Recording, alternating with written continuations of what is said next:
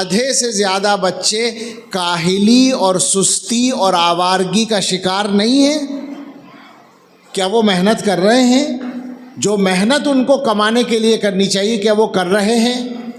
کیا مسلمانوں کی یہ بیماری عام نہیں ہے کہ ان کے علاقوں میں رات کے 1 بجے تک 2 بجے تک یا 3 بجے تک بھی ہوٹل کھلے ہوتے ہیں اور چکن تلے جا رہے ہوتے ہیں اور لوگ کھا رہے ہوتے ہیں اور آوارہ گردی ہو رہی ہوتی ہے؟ کیا یہ حقیقت نہیں ہے؟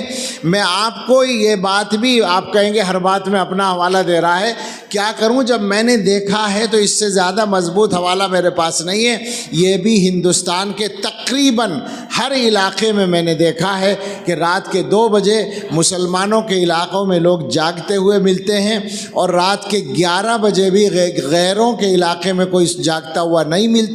اور اس سے زیادہ شرم اس وقت آتی ہے جب صبح صادق کے وقت میں اپنے علاقے میں سناٹا ملتا ہے اور دوسروں کے علاقے میں کئی سو آدمی سڑک پر واکنگ کرتے ہوئے ملتے ہیں۔ یہ مشاہدہ آپ کا بھی ہوگا، آپ نے دیکھا ہوگا، یہ ہو رہا ہے، ہم مسلمان ہیں اور یہ ہو رہا ہے۔ کاروبار کا جہاں تک معاملہ ہے، اسلام سے زیادہ کاروبار کے طریقے کسی نے نہیں سکھائے، کامیاب کاروبار کے طریقے۔ حضور علیہ الصلاۃ والسلام نے